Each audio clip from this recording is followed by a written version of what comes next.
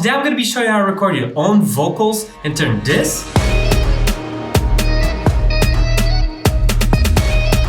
into this.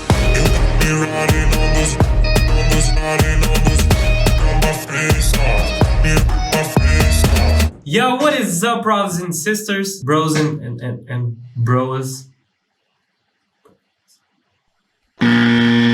Yo, what is up, y'all? Welcome to the channel. Myoh here. In this video, I'm going to be teaching you how to record your own vocals, what you'll need, how to use it, and the final result you should get. Damn, I'm getting so dry. So yeah, let's move on to it, boys and girls. Or any other genre that you may identify yourself with. Okay guys, so the first thing you're gonna need is obviously gonna be a microphone, preferably a condenser mic, but if you don't have one, you can record your vocals using your iPhone or any other phone that you may have. Especially for EDM vocals, since you're gonna be processing them a lot and adding tons of distortion and whatnot. For this video, I'm going to be using a Rode NT1A. It's not the most expensive microphone in the market. I think you can get it for around 200 bucks. You're also going to need a pop filter. This will remove all the P sounds in your voice. You're also going to need a sound card. Mine is the Focusrite Scarlett 2i2. I've been using this for the last couple of years and it's done an amazing job. The last thing you're going to need is going to be an XLR cable to connect your microphone to the sound card, and then from the sound card to your computer, and that should be all. Okay, so moving on to the acoustic treatment, the first thing I'm going to be using is going to be an isolation shield. This is not mandatory, but it will retain most of your voice frequencies and stop it from reflecting all around the room. The second thing you're going to need are going to be the isolation foam pads. I set some of them up on my walls.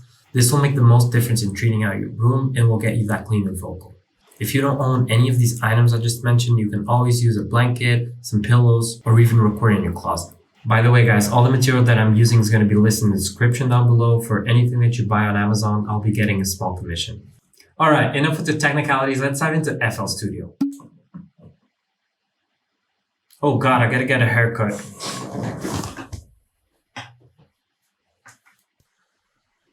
All right. Ooh, that's better. Let's move on to the vocals. Okay guys, so this is the track I've been working on with my friend Amira for the past few months. It's an unreleased track that we've been trying to release with the label, so for that reason, I'm only going to be showing you the build-up part. Also, I think it's the part that contains the most vocals, so I thought that it would be interesting to show it to you guys, so let's hear how it sounds.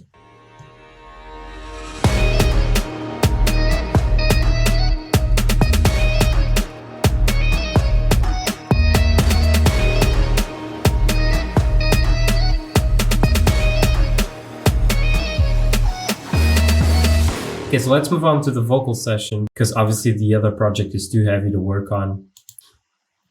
Okay, so this is the vocal project, guys. As you can see, I obviously recorded a lot of different vocals, a lot of different takes to get to the final result.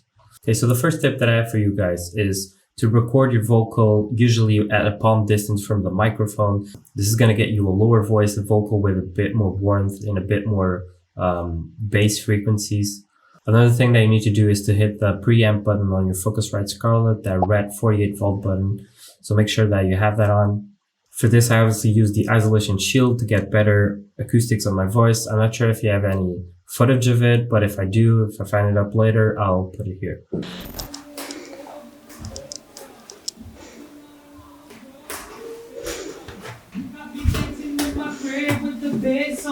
You got me dancing on those drugs, got my face on. You got me dancing in my crib with the bass on. You got... What you doing? Get out! Okay, so what we need to do here is go to the mixer track, add the track for our vocal recording process. I'm gonna call it rec, as in recording. Okay, now we're gonna have to choose our input.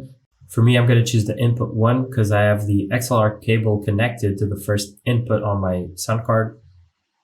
Just take that off of the master so you don't hear yourself. We are already getting some signal. Another tip for you, at least in my experience, I like to have my vocals hitting around -12, maybe -9. So then I have a bit of headroom to experiment, to push that up a little bit. So I think around that, it would be great. Okay, so before we start recording, just make sure you have this arm disc recording button turned on inside of FLstudio. It should be red. Let's move on to the playlist. We're gonna hit the recording button here. For me, I usually use the record everything option, but maybe it's more appropriate to use the audio into the playlist as an audio clip. Just do whatever works best for you. Okay, so let's record a little example for you guys. Start. Yo, I was dancing, I was making the dancing, and I was yo with my car in the street. She broke my window. I was like, you motherfucking bitch. Okay, let's listen to this. Yo, I was dancing, I was making the dancing, and I was yo with my car in the street. She broke my window. I was like, you motherfucking. Okay, as you can see, guys, the vocal sounds pretty good. It's well balanced. It's at a good level. It contains most of those good low frequencies that we want to have for the EDM genres. So the next thing would be to process it and get to a better final result. Okay, so moving on to the recording process, I'm going to be showing you the original vocal for the You Got Me Riding track. First thing, guys, we're going to have to do before we record our vocals is going to be the lyrics. Obviously, I'm too good at it, so I recorded them pre-handed. As you can see, these lyrics are just fire. Just great. I can read it for you if you want. You got me dancing in my crib with the bass on. You got me riding on those drugs, got my face off. Woke up in my crib with the bass on, got me dancing, got me moving. It is game on. Okay, so moving on to the processing of the vocal, guys, let's hear how the vocal sounds without any effects. You got me dancing in my crib with the bass on. You got me riding on those drugs, got my face off. You got me dancing in my crib with the bass on. You got me riding on those drugs, got my face off. In this process, I already chopped the vocal to the best sounding parts because some of them weren't sounding as good as I wanted and it wasn't actually fitting in the track. And that's why not all the lyrics are recorded. So the first thing we're going to have to do here, guys, is to obviously add some EQ. That's what I did. I cut it off around 100 hertz. You got me dancing in my crib with the bass on. You got me riding on those drugs, got my face. As you can see, after 100 hertz, I think it's cutting out too much low end. And we want that punchy low voice. Next up, and most importantly, will be the auto-tune. This, for instance, is what makes the most difference on the vocals. As you can see, they actually sound kind of terrible, but when you add autotune on it, you can like pretty much trick anyone. Okay, so this is without the autotune. You got me dancing in my crib with the bass. And then when we add some autotune. You got me dancing in my crib with the bass on. You got me riding on those drugs, got my face off. And that's just a huge difference, okay?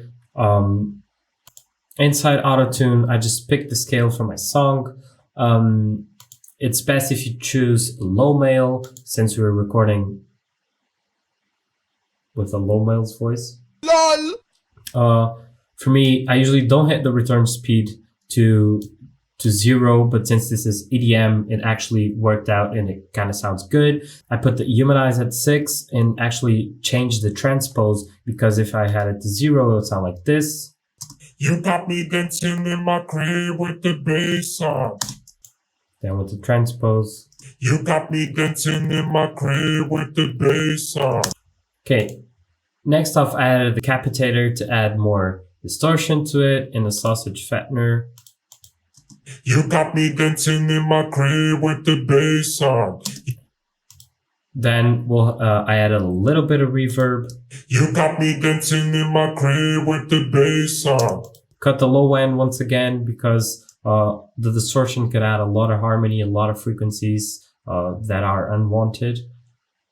Then a little bit more distortion using Camel Crush. You got me dancing in my crib with the bass on. And here we get the higher in volume result. Then to top it off, just boosted some of the frequencies and cutted this weird sound that my voice is making, because I actually didn't use a de-esser for this. But as you can see, there's this S kind of whistle sound that my voice is making, and I took it out around 345 hertz with some EQ. So yeah, this is the whole vocal, guys. Let's see how it sounds in the full track.